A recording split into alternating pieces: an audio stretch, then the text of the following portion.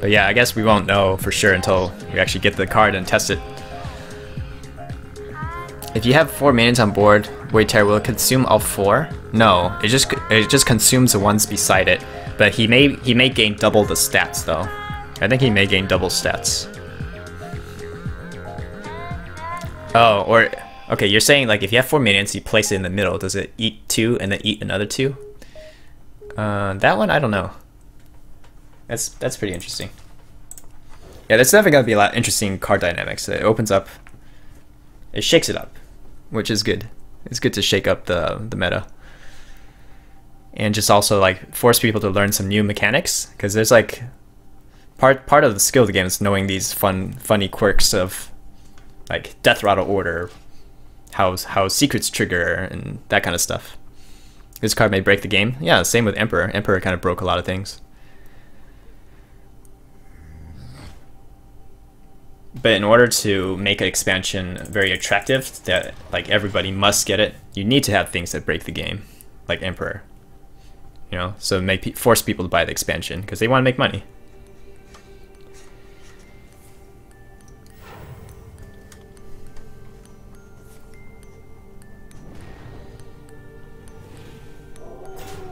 So I'd rather like the matchup. Like this deck, the only weakness is really Secret Paladin. It's not a great matchup. Tempo Mage, yeah, it really depends on the mirror entity plays because we don't have Armor Smiths.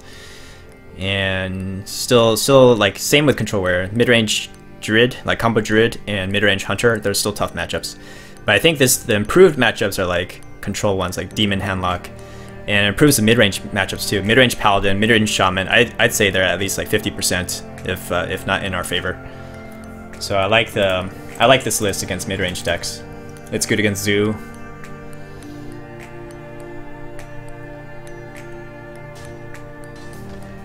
Yeah, he coined out this, so he doesn't really have anything to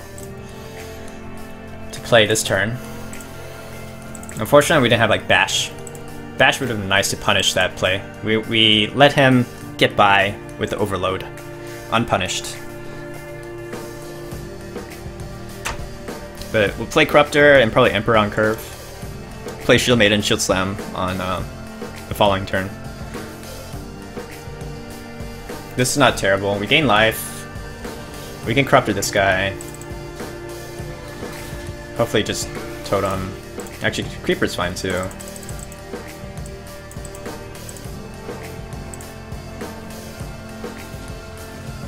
If he consumes 4 minions and gets BGH, good game, yeah.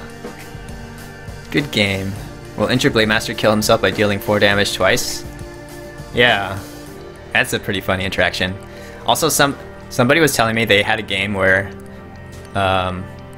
somebody played Reno Jackson, but they had Akanai Soul Priest on the board too, so I guess they just killed themselves. This is good enough hand to get Emperor. We have Shield Maiden, Shield Slam, we have Execute in hand, we have Ysera, just like a lot of good tempo cards to make cheap.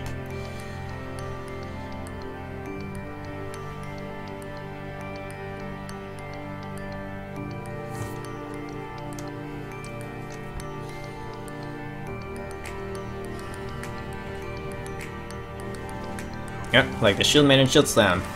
Awesome combo. Awesome combo wombo. There's not too many targets we don't actually want to Shield Slam. The only Fire Elementals and the only other big threat is Dr. Boom, usually. It's possible he plays Neptulon. Depends on the mid-range style.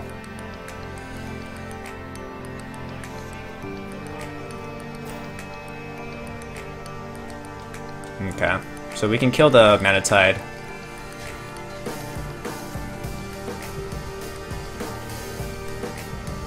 The beauty of Corruptor. Corruptors are so good.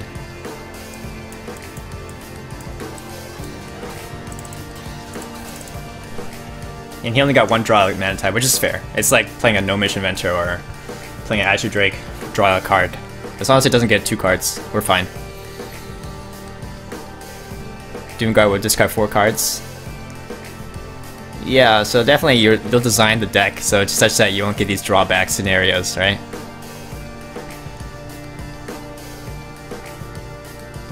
But you could play it with Arcane Golem, give him double mana crystals. Or play it with Wrathguard so you can take double damage. Ah, the Dumb Hammer. Come on, Harrison. Let's go, Harrison. He hasn't played any Rock Biters, so there is a possibility he could just burst out. How much is that? 16 damage just with double Rock Biters? What do we do here? And he's overloaded this turn, so I guess I'll play Sarah. Start pressuring. If we get Nightmare, Awakens, just like some kind of burst. There we go, Nightmare.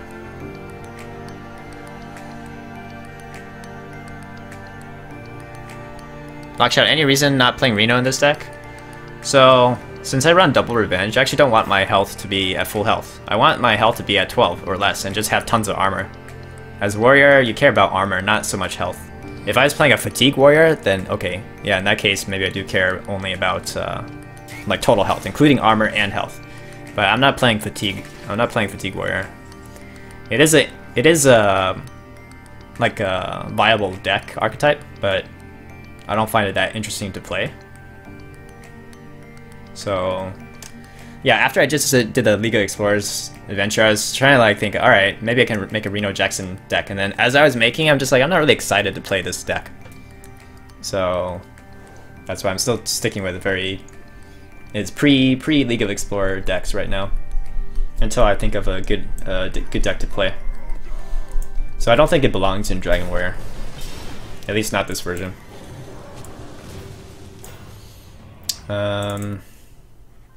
I guess I want weapon up here.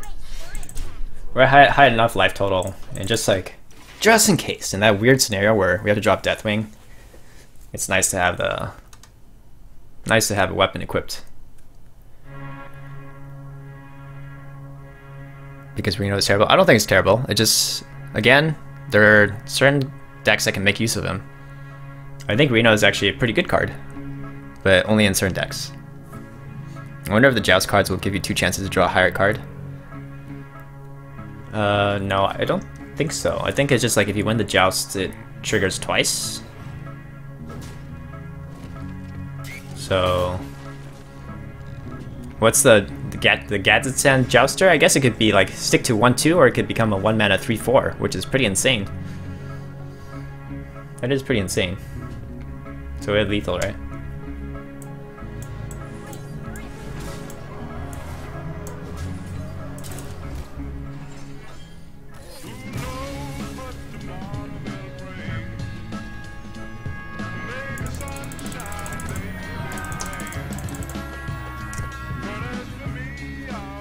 So that's Midrange Shaman. Just with abundance of things that can deal 3 damage, like you have Bash, you have Blackwing Corruptors, on top of that you have your weapons already, you have Revenge if they push too hard. Like, yeah, it just makes the matchup a lot better. So I really enjoy the matchup against Midrange Shaman, Midrange Paladin, which are traditionally bad matchups for Control Warrior. Hey!